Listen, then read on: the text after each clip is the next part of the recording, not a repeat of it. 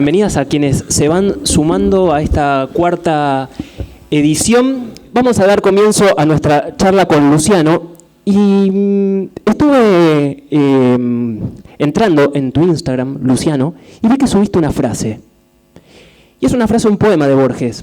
Y es una frase, un poema de Borges que se llama Buenos Aires, que les quiero leer para darle el paso a la palabra a Luciano, que dice así: y la ciudad ahora es como un plano de humillaciones y fracasos. Desde esa puerta he visto los ocasos y ante ese mármol he aguardado en vano. Aquí el incierto ayer y el hoy distinto me han deparado los comunes casos. De toda suerte humana, aquí mis pasos urden su incalculable laberinto. Aquí la tarde cenicienta espera el fruto que le debe la mañana. Aquí mi sombra en la no menos vana, sombra final se perderá, ligera. No nos une el amor sino el espanto, será por eso que la quiero tanto.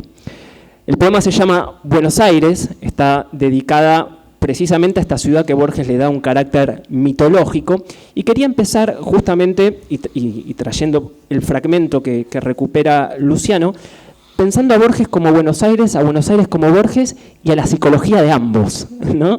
Y si podemos pensar algún tipo de link entre ese Borges que produce precisamente su primer libro llamado Fervor de Buenos Aires.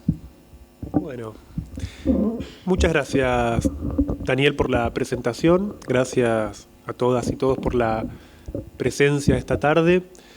Quiero hacer algunas aclaraciones antes de contarles qué es lo que pensé para conversar con ustedes. Por un lado, ¿no? Una muestra de honestidad. Yo no soy un especialista en Borges, se lo dije a Daniel, ni bien me quiso invitar, ni bien me propuso venir, y yo le dije, yo no soy un especialista en Borges, ¿no? Hay otros psicoanalistas que saben mucho más de Borges, hay psicoanalistas que han escrito libros sobre Borges.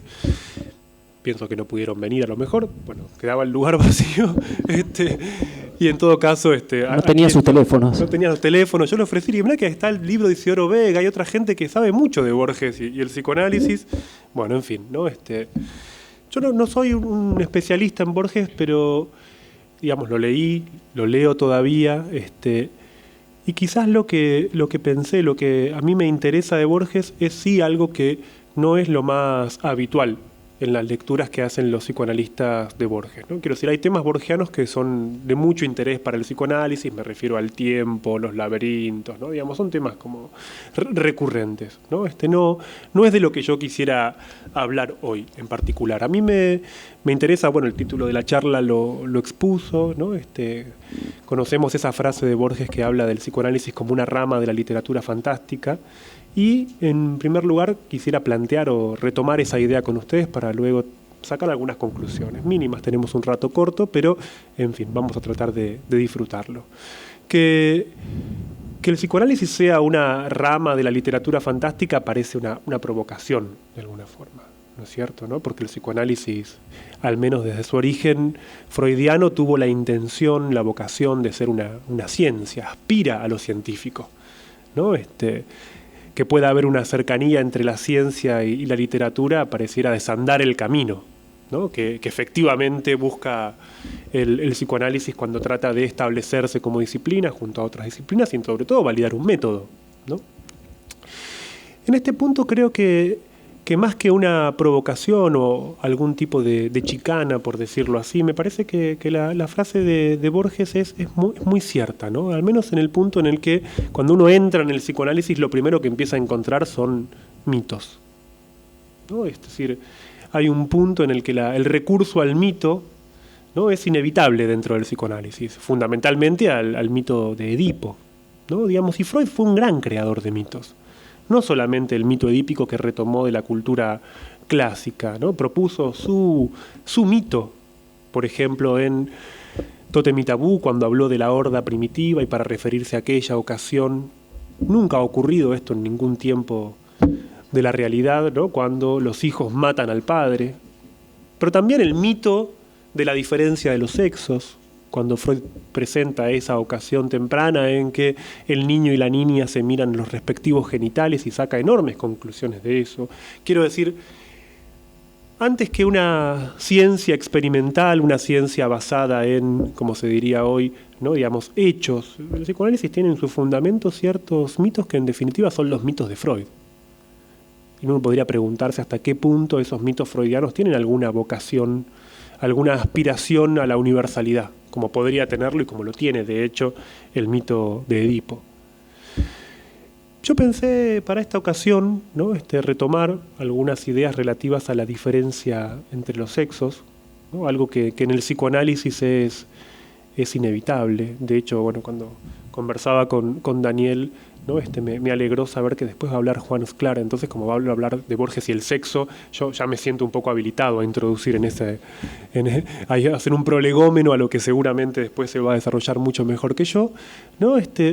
Pero a mí me interesó para esta ocasión hacer una relectura de algunos aspectos de Borges en función de ubicar qué mitos hay en Borges respecto fundamentalmente del hombre y la mujer, ¿no? Digamos, por supuesto que abarcar toda la obra borgiana para hacer ese trabajo sería imposible. Bueno, acá vendrían todos los preliminares para mostrar que lo que voy a tratar de hacer ya de antemano está destinado no a ser incompleto. Voy a tomar dos referencias para luego hacer una comparación o hacer algún tipo de aproximación a cómo se piensan el varón y la mujer en psicoanálisis. En principio, ¿no? Voy a tomar un fragmento, ¿no? Digamos, no sabía muy bien qué público, quiénes nos íbamos a encontrar hoy aquí. Pienso que algunos habrán leído mucho, otros habrán leído menos, algunos habrán leído con más pasión, otros con erudición, en fin, ¿no? Digamos, quiero decir, somos un conjunto diverso. Y entonces, por eso voy a recurrir a releer algunos fragmentos sin dar por sentado de que los conocemos todos. Creo que esto me recuerda a lo que decía un profesor por el que tengo mucho aprecio, que él decía, en un auditorio siempre hay que hablarle a los que menos leyeron, ¿no? Digamos, los que más leyeron, ¿no? Digamos, de alguna forma están ahí acompañando, ¿no? Pero siempre hay que hablarle a los que menos cerca están de los textos para que se acerquen un poco más. Entonces, voy a tomar dos fragmentos voy a hacer dos lecturas en realidad. Por un lado voy a leer unos pasajes de Las ruinas circulares, uno de los cuentos creo yo más conocidos, ¿no? Pero que sin embargo cuando lo releí me llevé una sorpresa. Cuando lo leí para esta ocasión, quiero decir, ¿no? Porque, como dije al principio, cuando hablaba con Daniel dije, ¿de qué voy a hablar?, ¿no? Entonces me puse a releer, ¿no?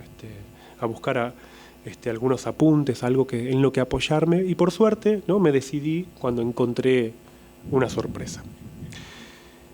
El argumento general de Las ruinas circulares es conocido, ¿no? Para no leerlo por completo desde el principio, ¿no? Tenemos el relato de un hombre que llega a un lugar y un hombre que hace un inmenso trabajo, que es el de soñar, ¿no? Y soñar la sucesión, ¿no? Una próxima generación, un hombre que sueña con una próxima generación, en particular con un nuevo hombre, ¿no? Y en la medida en que eso se logra, descubre que él es el sueño de otro, ¿no es cierto? ¿No? Digamos, uno podría resumirlo muy esquemáticamente de esta forma, el argumento del cuento. Pero lo que a mí me interesó en particular cuando releía este cuento que habla de este forastero, de este hombre a quien no se le da un nombre, ¿no? Ese hombre que podría ser cualquier hombre, es un pasaje en el cuando se habla de los sueños de este hombre. Les leo el fragmento. Dice, al principio los sueños eran caóticos, poco después fueron de naturaleza dialéctica. El forastero se soñaba en el centro de un anfiteatro circular que era de algún modo el templo incendiado. Nubes de alumnos taciturnos fatigaban las gradas. Las caras de los últimos pendían a muchos siglos de distancia y a una altura estelar, pero eran de todo precisas. Y más adelante, comprendió que el empeño de modelar la materia incoherente y vertiginosa de que se componen los sueños es el más arduo que puede acometer un varón, aunque penetre todos los enigmas del orden superior y del inferior. Mucho más arduo que tejer una cuerda de arena o que amonedar el viento sin cara. Cuando leemos el cuento, por ahí esto es obvio para otros, para mí no lo fue más que en esta lectura. Desde el primer párrafo leemos el hombre, y se insiste y se dice el hombre, y se dice una y otra vez el hombre, el hombre, el hombre.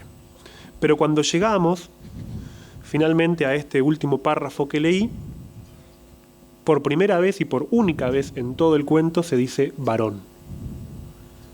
Este es un tipo de detalle al que los psicoanalistas siempre le vamos a prestar atención, ¿no? Digamos, quiero decir, ya no es el hombre de una forma genérica, y además una única aparición de la palabra varón en todo el cuento.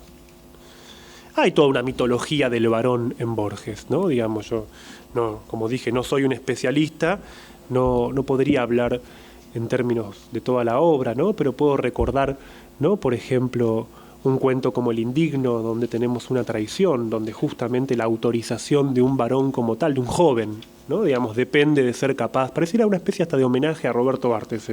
Si no me equivoco, está en el inicio de... Es uno de los cuentos del informe de Brody, que empieza el prólogo, si no me acuerdo mal, con una referencia incluso a Roberto Barthes, ¿no? Como decía, ¿no? Digamos, tenemos esa mitología del varón traidor, del varón que se hace varón por ser traidor, ¿no? También creo que en el informe de Brody está La intrusa, ¿no? Que habla de esos dos hermanos, ¿no? Que matan a una mujer, ¿no? Entonces digo, el tema de la masculinidad, de la virilidad, no es un tema, ¿no? Secundario dentro de la mitología borgiana del varón. Entonces por eso, digamos, me parece que la aparición de la palabra varón en este cuento no es circunstancial.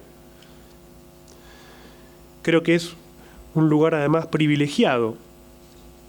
Lo leo nuevamente. Comprendió que el empeño de modelar la materia incoherente y vertiginosa de que se componen los sueños, ¿no? Tenemos un trabajo que es el de dominación, ¿no? De poder, ¿no? Modelar, darle forma, ¿no? Darle forma a los sueños, ¿no? El trabajo de imponerle una forma a una materia, la materia de que están hechos los sueños, pareciera un aire shakespeariano el del texto en ese punto.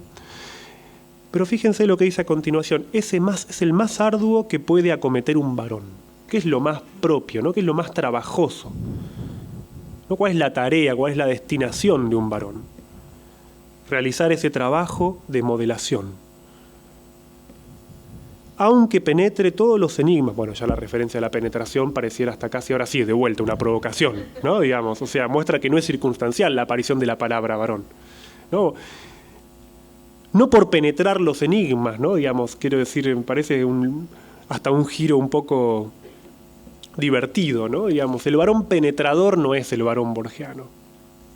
El varón penetrador de enigmas no es el varón borgiano. Es un varón que hace otra cosa.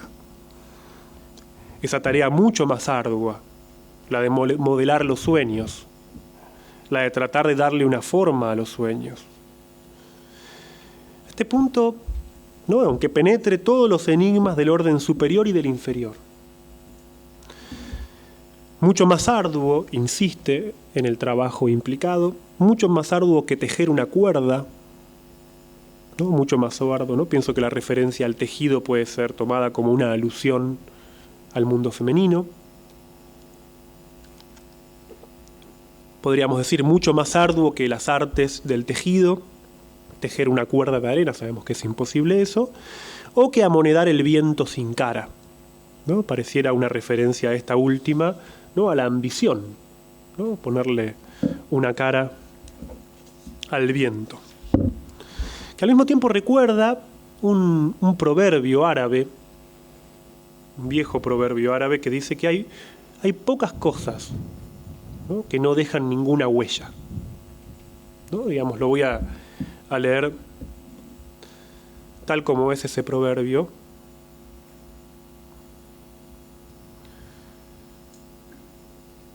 Dice, existen 4 cosas que no dejan huella: el giro del pie de la gacela sobre la roca, el pez en el agua, los dedos del usurero sobre la moneda, el hombre en la mujer. Me recuerda sobre todo la parte final de la referencia, ¿no? Digamos, si el hombre se convierte en un ser ambicioso, si el varón se convierte en un ambicioso y espera dejar algún tipo de marca en el viento, no lo va a lograr. Eso no deja huella. Tampoco deja huella el hombre, el varón, en lo femenino.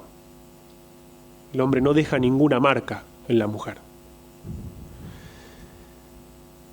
Su trabajo, en todo caso, ni de dominación, ni de posesión, ni de penetración, podríamos decir. Creo que la referencia a la penetración de los enigmas es una manera de decir que lo que hace de un varón no es el saber, no es el conocimiento.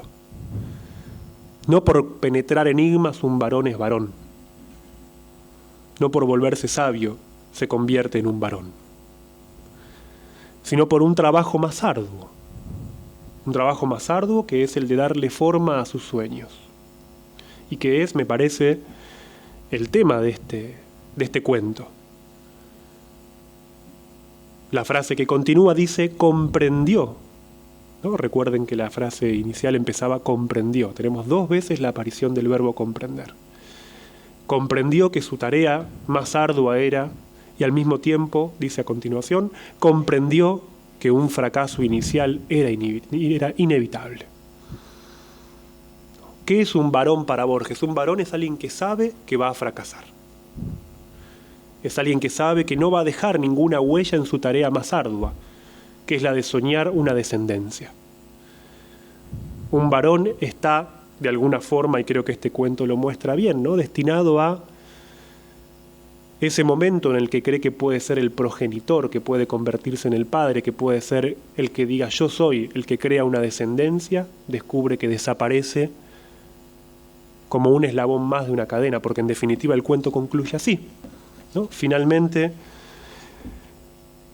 descubre que otro estaba soñándolo a él, ¿no? Donde un varón dice yo soy el varón, desaparece como varón.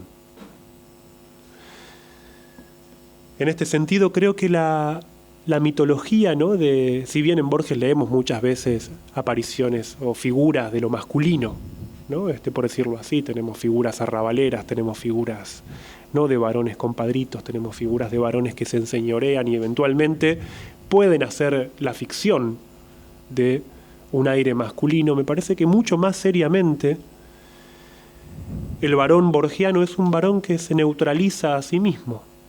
Es un varón que de alguna forma de antemano se considera perdido,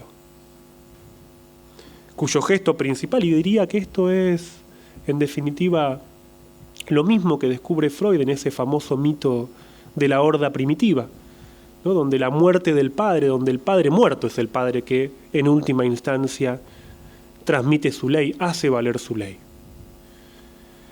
Quiero decir, en última instancia el varón es aquel que está, ¿no?, destinado a proferir un enunciado imposible, que es yo soy varón, yo soy el varón. ¿Te puedo molestar Sí.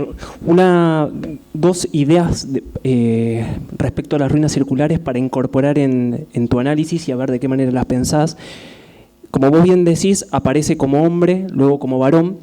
También tiene otras denominaciones, que es precisamente las que te quería transmitir. Otra es un adjetivo, es el hombre gris. Sí. Después ese es el forastero. Y luego es el mago.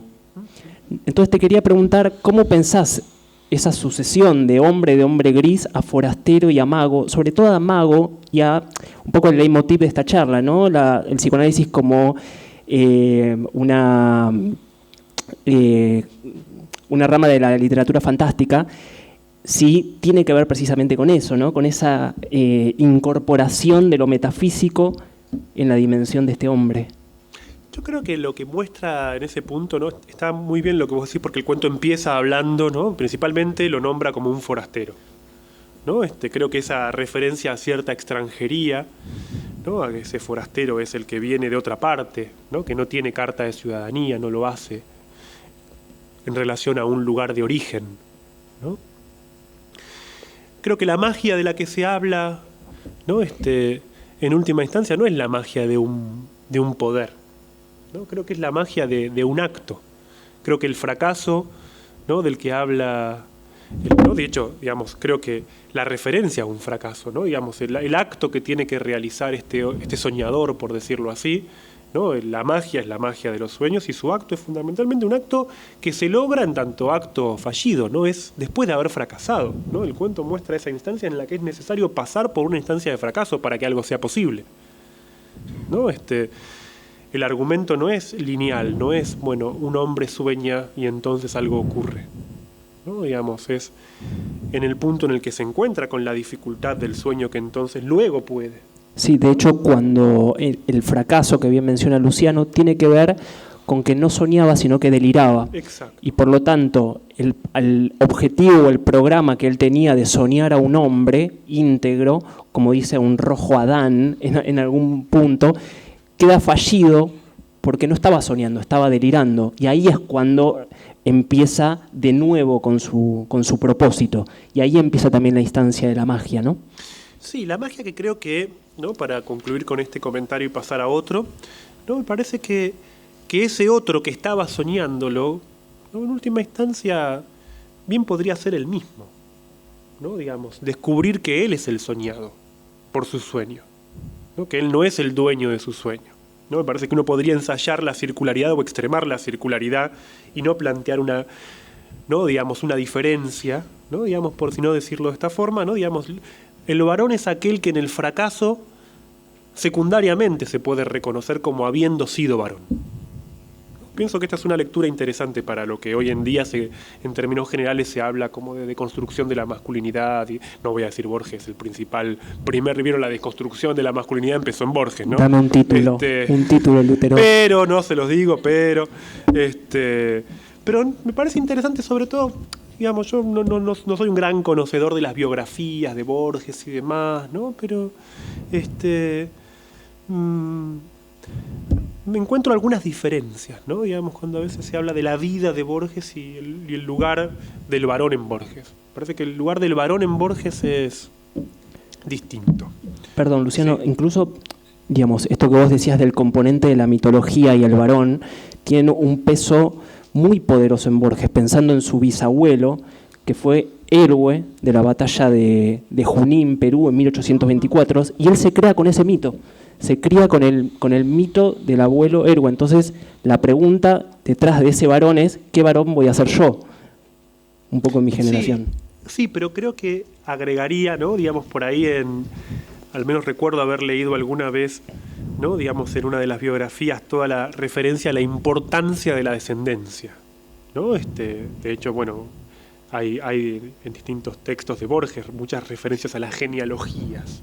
Pero lo que me gusta de las runas circulares es que muestra que esa genealogía es imposible, ¿no? Que no hay sucesión, que no hay transmisión, que un hombre no desciende de otro hombre, sino que un varón, por decirlo nuevamente, un varón no es el encuentro con el fracaso de la descendencia, ¿no? Para decirlo de una forma más llana, lo que hace de alguien el hijo de un hombre no es la transmisión, sino el fracaso de la transmisión. Y hablando del fracaso de la transmisión, entonces es que paso ahora a la vertiente femenina.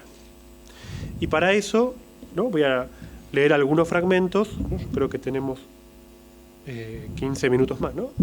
De otro gran cuento, seguramente conocido por todas y todos, ¿no? Que es Emma Suns, ¿no? Digamos, un cuento del que podemos ahora sí por ahí mencionar más partes, ¿no? Para que sea más clara cuál es la lectura que quiero hacer.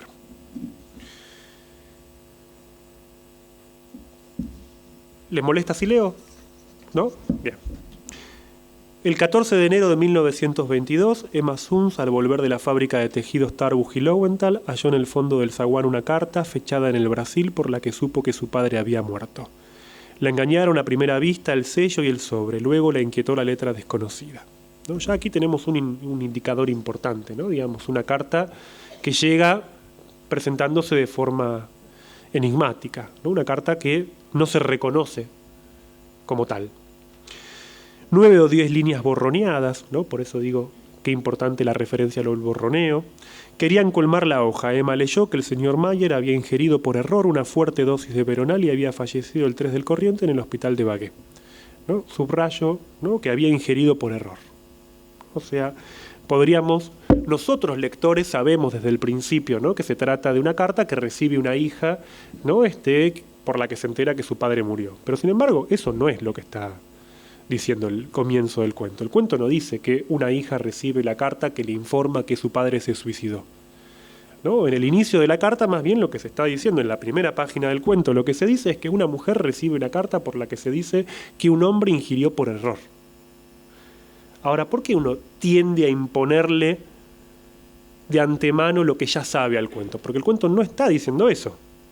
¿No? El cuento lo que dice es que Emma recibe la carta que le informa a través de un intercesor que un hombre ingirió por error, que su padre ingirió por error, una fuerte dosis de veronal. ¿No? Digamos, un compañero de pensión de su padre firmaba la noticia a un tal Feinofain de Río Grande que no podía saber que se dirigía a la hija del muerto. ¿Por qué es importante? ¿Por qué Borges nos aclara que, ¿no? Digamos, está indeterminado el lugar de hija de esta mujer? ¿No? Esta aclaración no es accesoria. ¿Por qué Borges necesita insistir en que quien escribió la carta no sabía que le estaba escribiendo a la hija? ¿No? Digamos, el cuento no empieza diciendo que un compañero de pensión del padre le informó a la hija: hola, ¿qué tal? Mirá, tu padre se murió porque... ¿No? Digamos, los dos elementos que nosotros damos por sentados en la lectura del cuento no están afirmados en el primer párrafo. Ni que se trata de la hija, ni que se trata de un suicidio. Entonces, inmediatamente, la pregunta que surge es ¿por qué nosotros damos por sentado eso? Lo damos por sentado porque incluso, ¿no? En la continuación dice: Emma dejó caer el papel, su primera impresión fue de malestar en el vientre y en las rodillas, luego de ciega culpa, de irrealidad, de frío temor, luego quiso ya estar en el día siguiente. Podríamos preguntarnos aquí ¿por qué culpa? ¿Por qué esta joven, cuando se entera de la muerte del padre, siente esa culpa ciega? Y no es menor tampoco la referencia a la irrealidad. Uno podría decir nada más real que la muerte del padre. Sin embargo, acá la muerte del padre está nombrada con cierta irrealidad, con un efecto de irrealidad. Para no leer todo el cuento, para no ser exagerado, ¿no? Digamos, nosotros seguimos leyendo el cuento y nos enteramos que quien concluye, quien da por sentado que la muerte del padre es un suicidio, es Emma. Entonces tenemos que preguntarnos, ¿por qué Emma saca la conclusión de que la muerte por error del padre es un suicidio? Porque eso tampoco lo dice el narrador, ¿no? Ese es un pensamiento de Emma, ¿no? ¿Por qué Emma Suns dice, ¿no?, que su padre murió suicidándose? Lo que es claro es que a continuación lo que ocurre en el cuento es una precipitación de hechos, ¿no? Digamos, Emma se entera de la muerte de su padre y entonces empieza a venir como un efecto cascada, ¿no? Casi como una especie de, ¿no?, de aire hamletiano, ¿no? Digamos, aparece la referencia al padre muerto y es necesaria la realización de una venganza. Uno podría leer el cuento, ¿no?, diciendo en un sentido amplio que lo que Emma hace es, ¿no?, digamos, sabemos, o restituyo el argumento brevemente, ¿no?, digamos, el padre de Emma es de alguna forma entrampado por Lowenthal, actual dueño de la fábrica, que entonces, ¿no?, digamos, a partir de eso el padre vive la humillación, ¿no?, digamos, tiene que, el desfalco del cajero lo llaman, ¿no?, y pierden todo, ¿no?, finalmente el padre tiene que irse, ¿no? Pareciera una especie de, nuevamente, ¿no?, como de tema hamletiano, ¿no? Digamos, si la hija tiene que entonces vengar la memoria y la humillación de su padre. Pero es el tema del cuento, ¿no? Digamos, el tema de Emma Suns, o el argumento de Emma Suns, se puede resumir, ¿no?, con ese aire: una hija que venga a su padre, con quien estafó o de alguna forma traicionó al padre. Me parece que eso no es lo que plantea el cuento. Primero porque, como dije antes, no es claro de entrada que estemos hablando de alguien que se presente como la hija, ¿no? De hecho, el cuento empieza deliberadamente con la intención de mostrar que quien le escribe a Emma no sabe que es la hija de ese hombre. Por lo tanto, la pregunta que tenemos que hacernos inmediatamente es: ¿cómo se asegura el lugar de hija de Emma? Y en segundo lugar, ¿por qué Emma concluye que es un suicidio cuando en la primera carilla del cuento se habla de una muerte por error? ¿Me siguen hasta aquí? No, o sea, el cuento es mucho más complejo, me parece. O al menos mucho más complejo para mí, que creo que siempre lo leí de esta forma. Cuando estoy diciendo esto, digo que yo siempre lo leí como la venganza de la hija, ¿no? Y en esta oportunidad, cuando lo volví a leer, dije, no, esa lectura no es correcta, siempre lo leí mal, ¿no?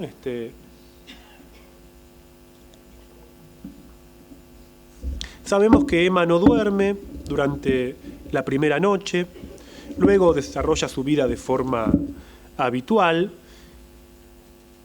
hasta que en determinado momento, ¿no? Digamos, como dije antes, se precipita en una serie de actos. Uno de ellos es ir, ¿no? A una, ¿cómo se diría? ¿Cómo lo dice acá? A ver, al puerto, ¿no? Digamos, venían marineros en un barco, ¿no? Y ella entonces, ¿no? Va hacia el encuentro, ¿no? De estos hombres de estos, ¿cómo se dice? Marineros, sí, marineros es la palabra. No me acuerdo creo que en el cuento usa otra, parece, pero bueno, no importa. Parece que sí. No quiero decir, fíjense que en este punto no es que Emma pasa de, ¿no? Enterarse, porque lo que anticipo el final, ¿no? Digamos, el propósito manifiesto era que Emma iba a ir a verlo a Lowenthal para entonces matarlo y decir que entonces, ¿no? Este hombre había querido abusarla, ¿no? O sea, en última instancia la temática del abuso estaba en el propósito, en el plan, ¿no? Pero hay algún paso previo, ¿no? Que es la realización de ese acto. O sea, Emma pasa por el puerto, se encuentra con un marinero en particular. Tenemos como precedente de ese encuentro, ¿no? Digamos, una referencia particular a Emma, ¿no? Donde se dice que a Emma los hombres le inspiraban un temor casi patológico, ¿no? Me parece que nuevamente esta no es una referencia menor. Uno podría preguntarse por qué, porque además está dicho un temor casi patológico con puntos suspensivos. O sea, en este punto, ¿no? Los puntos suspensivos pareciera que quieren dar a entender algo, pero no lo dicen, ¿no es cierto? Es una alusión, ¿no? A Emma los hombres le inspiraban un temor casi patológico, ¿no? Y es como si en ese punto Borges dijera, usted lector sabrá entender qué quiere decir eso. Sin embargo, a pesar de ese temor, va al encuentro de este marinero con el que tiene su primera relación sexual, podríamos decirlo así, una relación sexual en la que prácticamente, ¿no? Digamos, no hay ningún componente afectivo. Y en ese punto, ¿no? Digamos, con mucha lucidez, ¿no? Borges se pregunta, ¿no? Le pregunta al lector, le plantea al lector si acaso Emma en aquel momento pensó en algo, ¿no? Cuando estaba siendo, ¿no? Copulada por el marinero, ¿pensó algo? ¿No? Digamos, en aquel tiempo fuera del tiempo, ¿no? De hecho ya hay una referencia central a estos tiempos fuera del tiempo, porque antes Borges dice, los hechos graves están fuera del tiempo. Ahora, ¿qué hecho grave es el hecho que está fuera del tiempo? ¿No? Digamos, ¿el encuentro con el marinero o es otro hecho grave el que nos quiere decir, al que quiere referir Borges? En definitiva, ¿no? Digamos, de lo que habla Borges cuando dice hechos graves es lo que los psicoanalistas llamamos traumas, ¿no? Los traumas están fuera del tiempo, ya porque en ellos el pasado inmediato queda como tronchado del porvenir, ya porque no parecen consecutivas las partes que los forman, ¿no? Es un tiempo que queda separado del tiempo. Y entonces a continuación pregunta, en aquel tiempo fuera del tiempo, en aquel desorden perplejo de sensaciones psiconéxias y atroces, ¿pensó Emma Suns una sola vez? Está en cursiva. ¿Una sola vez en el muerto que motivaba el sacrificio? ¿No? Esta pregunta, ¿no? Digamos, a mí cuando lo releía me llevó a pensar, ¿por qué es necesario que él haga esta pregunta? ¿No? ¿Por qué necesita incluir, ¿no? ¿Cómo? ¿No? Necesita incluir, ¿no? Digamos, al narrador, ¿no? Una participación explícita del narrador para trazar un acto de complicidad con el lector, ¿no? Respecto de Emma. Yo tengo para mí, dice este narrador, que pensó una vez y que en ese momento peligró su desesperado propósito. Pensó, entre paréntesis, no pudo no pensar que su padre le había hecho a su madre la cosa horrible que a ella ahora le hacían. ¿No? En ese momento en que Emma es desflorada por este marinero, ¿no? Digamos, el pensamiento que irrumpe y que no pudo no pensar es el pensamiento de que eso mismo es lo que el padre le hacía a la madre. Solo que en todo caso tendríamos que concluir, ¿no? Digamos, ahora le toca a ella estar en el lugar de la madre. Si ahora le hacen lo mismo que le hacían a la madre, hay una equivalencia en los lugares ahí. Entonces ahí pensaría, el encuentro con este marinero, que en definitiva es lo que motiva el sacrificio, ¿no? Digamos, porque en última instancia podríamos decirlo así, no es la venganza respecto de Lowenthal lo que lleva a Emma a ir a matarlo. Es una venganza que tiene otro tipo de razón, otro motivo. Es un motivo que es sexual, quiero decir en última instancia, ¿no? Para anticipar la conclusión a la que quiero llegar, no se venga de Lowenthal en nombre del padre. Emma se venga del padre, ¿no? Digamos, este es el aspecto más notable, ¿no? Lo que restituye el cuento en este punto, ¿no? A partir de esta serie que se arma entre el padre, el marinero y Lowenthal, es que lo que convierte a Emma en hija de ese padre es la venganza respecto del padre. Para decirlo de otra forma, es cuando en ese acto propiciatorio de defloración se reencuentra con la fantasía de abuso respecto del padre, es que entonces encuentra la fuerza suficiente para ir hacia otro hombre. Lo que hace a Emma una hija del padre es esa venganza, que en definitiva es el mismo argumento, ¿no? A mí lo que me sorprendió cuando lo releía es que es el mismo argumento que plantea Freud en un texto que se llama El tabú de la virginidad. Les voy a leer un pequeño fragmento y ya creo que con esto tengo que ir concluyendo por el tiempo, antes de sacar una conclusión final.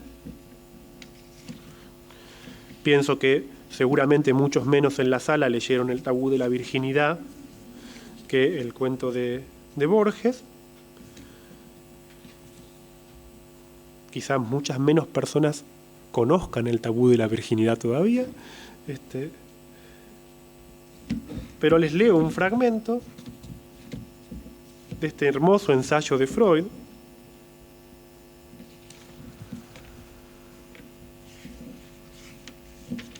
donde Freud plantea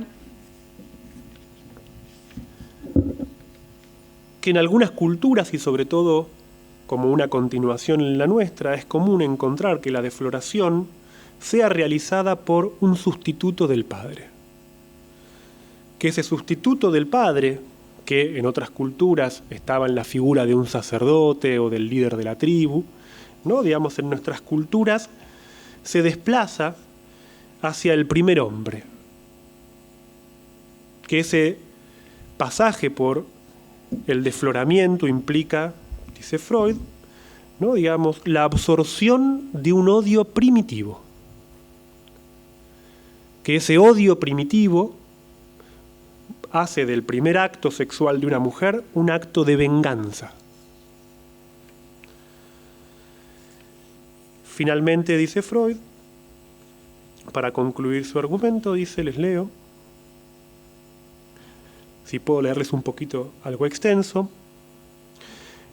Tras esta enumeración de los motivos de la paradójica reacción de la mujer frente a la defloración, que también puede rastrearse en la frigidez, nos es lícito enunciar a modo de resumen que la sexualidad inacabada de la mujer se descarga en el hombre que le hace conocer por primera vez el acto sexual.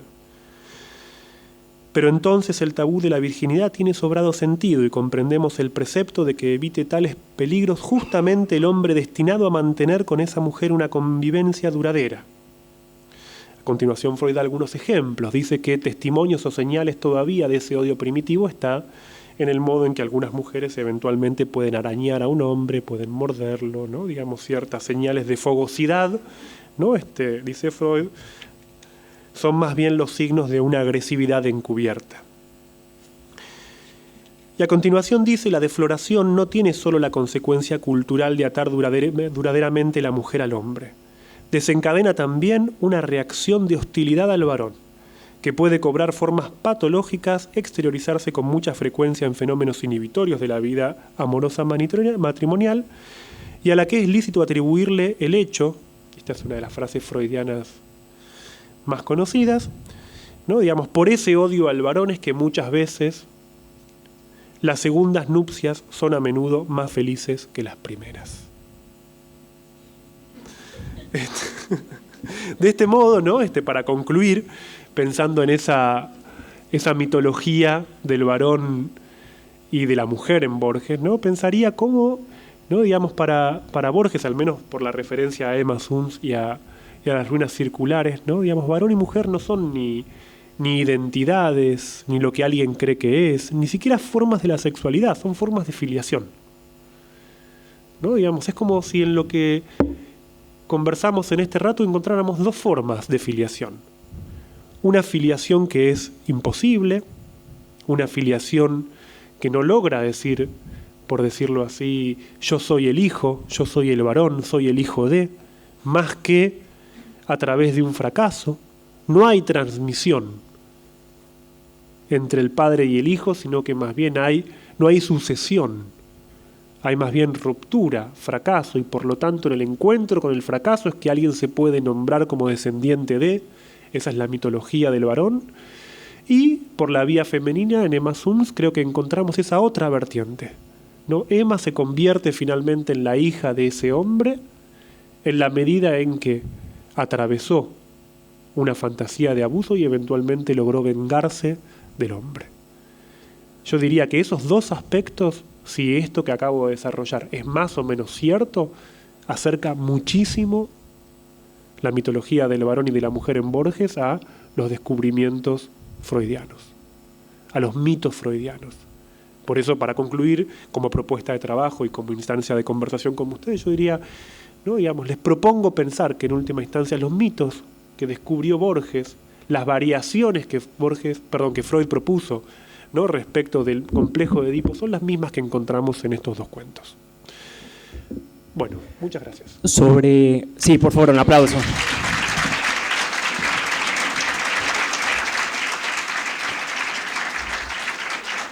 Ya para ir concluyendo sobre esta línea de razonamiento de Luciano, de que Emma Suns no venga al padre, sino que, quiero decir, no hace la venganza en nombre del padre, sino que lo hace contra él. Pienso un poco en la biografía de Borges y en el lugar del padre de Borges y en el lugar del abuelo de Borges, porque el abuelo de Borges, que fue el coronel Borges, Francisco Borges, muere en 1874 en la batalla de la Verde, el mismo año que nace el padre de Borges, Jorge Guillermo. Por lo tanto, Jorge Guillermo crece con un mito, que es el mito que le traslada a la familia de una muerte heroica del padre en una batalla, que fue una batalla muy poco ética. Por lo tanto, el relato, el mito que le llega a Borges de su abuelo, que a su vez es el mito que le llega del propio padre, es que muere en una batalla con los brazos en cruz yendo a la tropa enemiga. Y historiadores posteriores descubrieron que no fue así, que murió como se muere de una batalla, de un balazo completamente circunstancial y a los días. Y por otra parte, la figura del padre de Borges, que por un lado es el que lo lleva a debutar y que le produce, según el psicoanalista de Borges, el trauma, que luego va a desencadenar sus traumas en la oralidad y en parte de temática de su literatura, pero a la vez de ese padre que él intenta superar como escritor, ¿no? Es decir, soy un deudor de aquello que mi padre no puedo hacer. De hecho, el padre le deja la novela para que el hijo se la corrija. Y le produce un problema al hijo porque se la corrige de más, le cambia el estilo. Entonces, creo que son dos figuras que uno podría pensarlas como que influencian a Borges, pero creo que son muy problemáticas, tanto en Borges como en padre, en Jorge Guillermo Borges, y que creo que están asociadas a los mitos que tiene la familia, que ustedes saben, el mito de origen, el mito familiar en Borges está asociado al mito de la patria, el mito de la patria está asociado al mito familiar, ¿no? Son ese siglo XX, o mejor dicho, ese siglo XIX y siglo XX, donde familias y literaturas y política están como enraizados, ¿no? Sí, sí, creo que está bueno lo que vos ubicás, ¿no? Digamos que en cierta línea biográfica, creo que a veces cuando se habla de la referencia de Borges hacia sus predecesores, se señala más la vía de la estirpe y de ciertos ideales, ¿no? Que quizás es cierto, ¿no? Digamos, creo que todo hijo tiene que encontrarse con los ideales y con las nominaciones, con los nombres, con el escudo de su familia, ¿no? Pero eso no es lo que hace de alguien un hijo, ¿no? Me parece que en última instancia, y creo que es uno de los descubrimientos propios del psicoanálisis, lo que une a alguien con su familia, lo que genera descendencia, en última instancia, a nuestro pesar, son dos grandes figuras, incesto y asesinato, ¿no? Lo que nos arma una filiación son el incesto y el asesinato. Por supuesto, ¿no? Digamos, por eso Freud decía, el psicoanálisis nunca va a ser popular, ¿no? Porque, ¿no?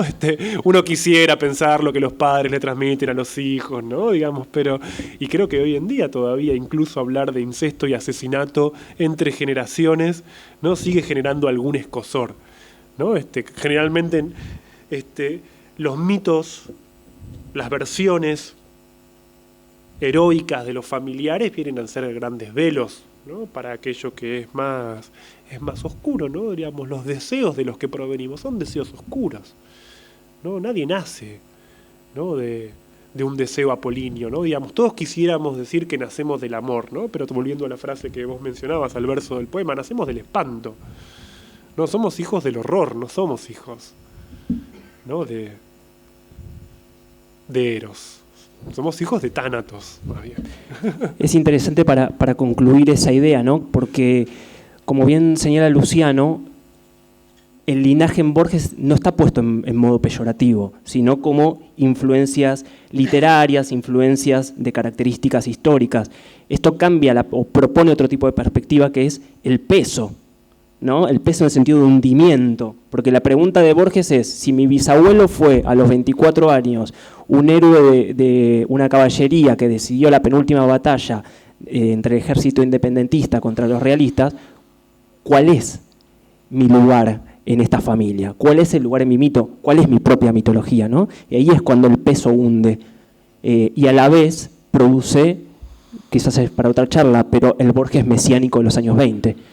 Bueno, está bueno esto que decís y me hace pensar en dos cosas, ¿no? Que no llegué por no ser un lector especialista en Borges, pero dos cosas que cuando releía para esta ocasión me quedaron ahí en el tintero para retomar. Una es, como mencionaba en un cuento como El Indigno, ¿no? La autorización por vía de la traición, ¿no? Que me parece que es significativa, y otra es algunos cuentos en los que encontré referencias a la orfandad, ¿no? Digamos, que alguien que tuviera, ¿no? Me llama la atención esa tensión que puede haber entre alguien que tiene como relatos tan elaborados respecto de los precedentes, sin embargo, no tenga eventualmente algunas referencias a los huérfanos, ¿no? Que como si de alguna forma complementara esa otra, ¿no? Digamos, entre lo que es la destinación de una estirpe y lo que es aquellos que aparecieron, ¿no? Bueno, como lo muestran las runas circulares, el forastero, ¿no? Digamos, ¿qué es el forastero? Es un huérfano, ¿no? Casi un deseo de orfandad. Bueno, le damos una vez más las gracias a Luciano por su exposición.